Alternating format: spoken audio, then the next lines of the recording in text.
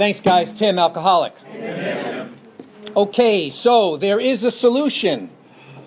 We did the first half of the chapter last week, but authors have not told us what the solution is. You're in for a treat tonight. Page 25, first paragraph. There is a solution. Almost none of us liked the self-searching, step 4. The leveling of our pride, steps 1, 2, and 3. The confession of shortcomings, steps 5 through 9, which the process requires for its successful consummation. But we saw that it really worked in others, and we had come to believe in the hopelessness and futility of life as we had been living it. When, therefore, we were approached by those in whom the problem had been solved, meaning recovered, there was nothing left for us but to pick up the simple kit of spiritual tools laid at our feet. What's the simple kit? 12 steps. Not a mystery. We have found much of heaven, and we have been rocketed into a fourth dimension of existence, of which we had not even dreamed. So the fourth dimension is really talking about a spiritual awakening, a spiritual experience. It's talking about phenomena that you don't typically see, supernatural, miracle-like stuff. That's what the fourth dimension is all about. I think you can also relate it to the 9th step promises on page 83, 84. Your life changes completely. It does a whole 180. The great fact is just this and nothing less, that we have had deep and effective spiritual experiences. Note, bottom of the page, fully explained, appendix 2. So that's on page 567. Don't go there yet. There's another reference to it. We'll read it at that point. That we have had deep and effective spiritual experiences which have revolutionized our whole attitude toward life, toward our fellow, and towards God's universe. The central fact of our lives today is the absolute certainty that our Creator has entered into our hearts and lives in a way which is indeed miraculous. He has commenced to accomplish those things for us which we could never do by ourselves. That's a personal God. That's a God that is interacting in our lives, not just an energy out in the cosmos. We ask for and we receive. If you are as seriously alcoholic as we were, we believe there is no middle-of-the-road solution. We were in a position where life was becoming impossible. And if we had passed into the region from which there is no return through human aid, we had but 2 alternatives. One was to go to the bitter end, blotting out the consciousness of our intolerable situation as best we could, and the other, to accept spiritual help. That is the solution. When he said there is a solution, there it is. This we did because we honestly wanted to and were willing to make the effort. Often we hear in meetings, AA is not for those who need it, but for those who want it. I think you have to add on and do it. It's all about action. A certain American businessman had ability, good sense, and high character. For years he had floundered from one sanitarium to another. He had consulted the best-known American psychiatrists. Then he had gone to Europe, placing himself in the care of a celebrated physician, the psychiatrist Dr. Jung, who prescribed for him. Though experience had made him skeptical, he finished his treatment with unusual confidence. His physical and mental condition were unusually good. Above all, he believed he had acquired such a profound knowledge of the inner workings of his mind and its hidden springs that relapse was unthinkable. Self-knowledge, right? We know what that gets you. Nevertheless, he was drunk in a short time. More baffling still, he could give himself no satisfactory explanation for his fall. So, of course, we're talking about Roland Hazard here. Roland Hazard is one of our pre-AA characters. He's an Oxford group member, and he's actually who brought the message to Ebby Thatcher, who ultimately brings it to Bill. So you could say that he's a very important linchpin to the beginning of our AA calendar. And he actually went to see Dr. Jung in 1926. He went to Zurich, Switzerland, and was treated by him there. Did not get sober from it, came back to the States, failed yet again.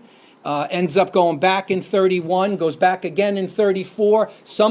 Roland Hazard, sometime between 31 and 34, he gets sober through the Oxford group.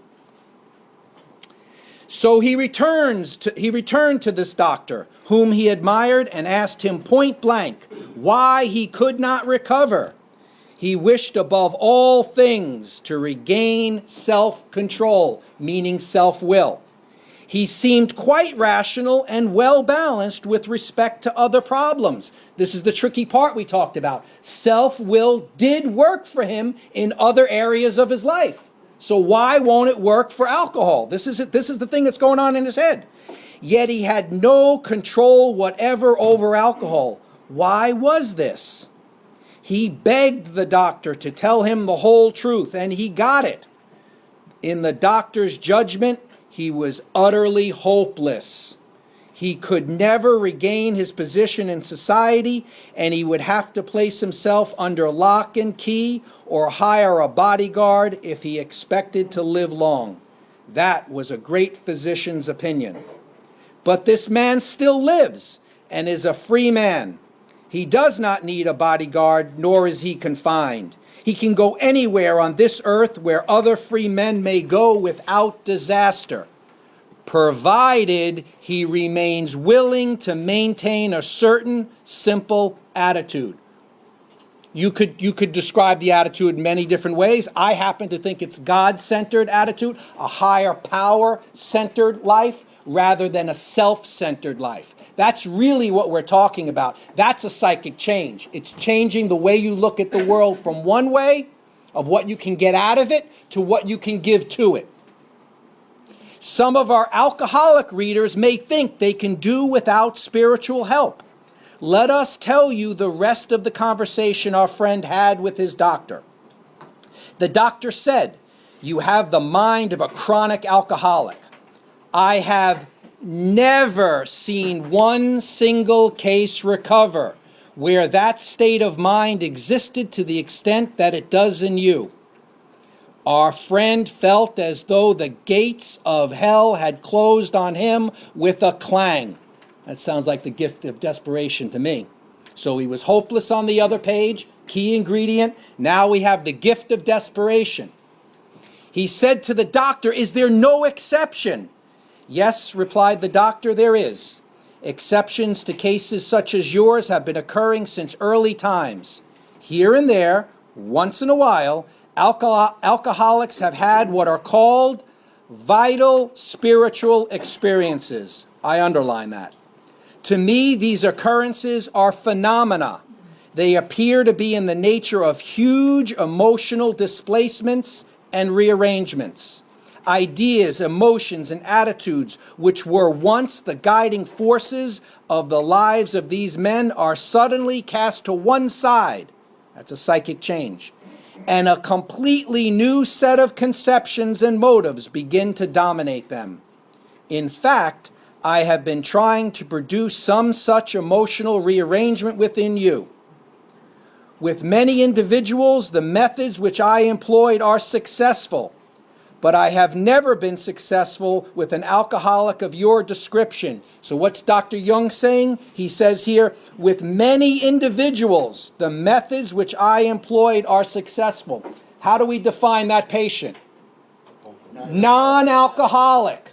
Because if the doctor was able to help them, that's human aid. It's our definition, no one else's. And I got to the note there. Did I read the very end? Yes, alcohol, your description. Note. So now, bottom of the page for amplification, we're going to go to Appendix 2, page 567.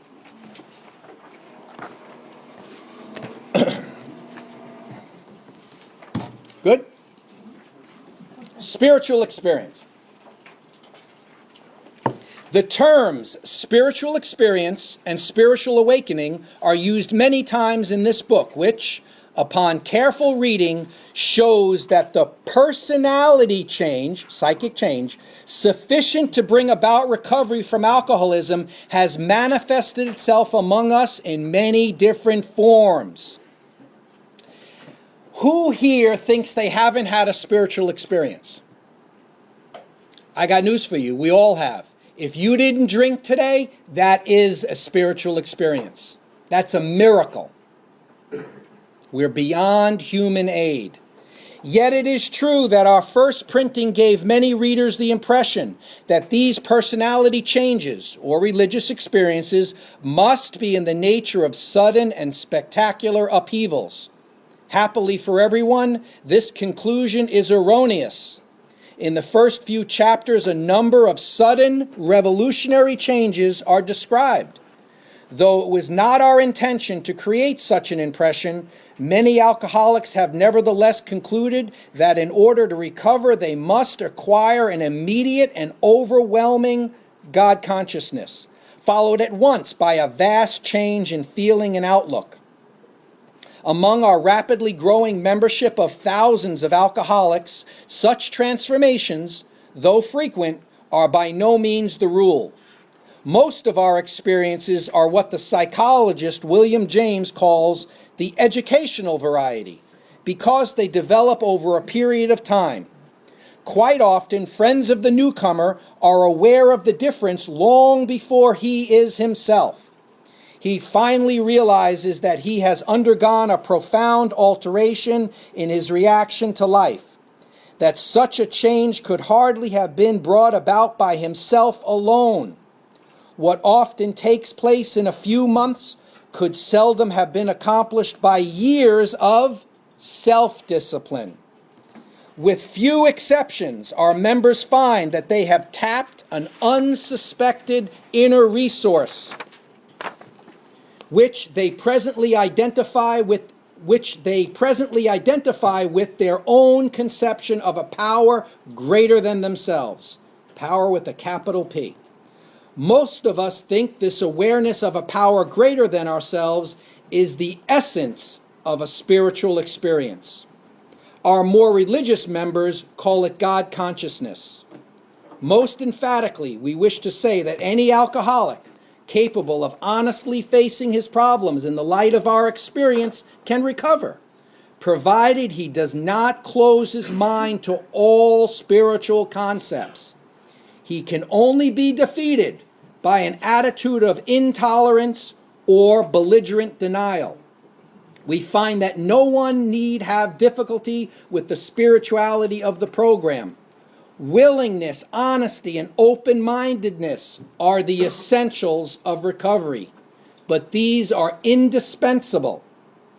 And then we have this quote, "There is a principle which is a bar against all information, which is proof against all arguments, and which cannot fail to keep a man in everlasting ignorance. That principle is contempt prior to investigation."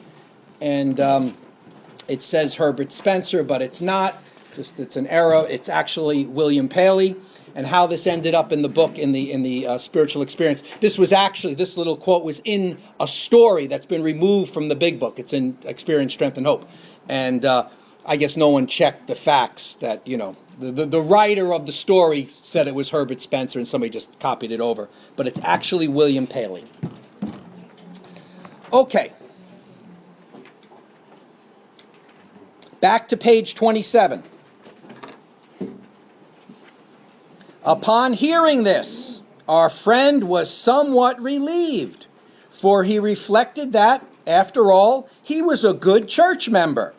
This hope, however, was destroyed by the doctors telling him that while his religious convictions were very good, in his case, they did not spell the necessary, vital spiritual experience. Silkworth also talked about this in Doctor's Opinion, that they realized that some sort of big upheaval needed to happen, but we're not crystal clear on how to elicit it. So both Silkworth and Jung are saying basically the same thing, but neither knew how to consistently make it happen, spiritual experience. Here was the terrible dilemma in which our friend found himself when he had the extraordinary experience, which, as we have already told you, made him a free man. So he comes back to the States and he works with the Emmanuel movement, which we won't go into, but ultimately at some point starts working with the Oxford group. And that's how he has a vital spiritual experience, is through their process of getting into the work of helping another. We, in our turn, sought the same escape, meaning spiritual experience. We, in our turn, sought the same escape with all the desperation of a drowning men. What seemed at first a flimsy reed has proved to be the loving and powerful hand of God. A new life has been given us, or, if you prefer, a design for living that really works. The distinguished American psychologist, William James, in his book, Varieties of Religious Experience, indicates a multitude of ways in which men have discovered God. We have no desire to convince anyone that there is only one way by which faith can be acquired. If what we have learned and felt and seen means anything at all, it means that all of us, whatever our race, creed, or color, are the children of a living Creator, capital C, with whom we may form a relationship upon simple and understandable terms as soon as we are willing and honest enough to try. Those having religious affiliations will find here nothing disturbing to their beliefs or ceremonies. There is no friction among us over such matters. We think it no concern of ours what religious bodies our members identify themselves with as individuals. In other words, you can't identify as a group. This should be an entirely personal affair, which each one decides for himself in the light of past associations or his present choice. Not all of us join religious bodies, but most of us favor such memberships.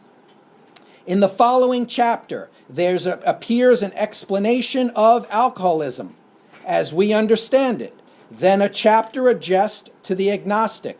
So the agnostic is someone who is without knowledge of God, not quite feeling it yet. Right? Many who once were in this class are now among our members. Surprisingly enough, we find such convictions no great obstacle to a spiritual experience. Further on, clear-cut directions are given showing how we recovered. These are followed by 42 personal experiences. Each individual in the personal stories describes in his own language and from his own point of view the way he established his relationship with God. These give a fair cross-section of our membership and a clear-cut idea of what has actually happened in their lives. We hope no one will consider these self-revealing accounts in bad taste. Our hope is that many alcoholic men and women, desperately in need, will see these pages, and we believe that it is only by fully disclosing ourselves and our problems that they will be persuaded to say, yes, I am one of them too. I must have this thing. And we're going to step there tonight. Step one next week.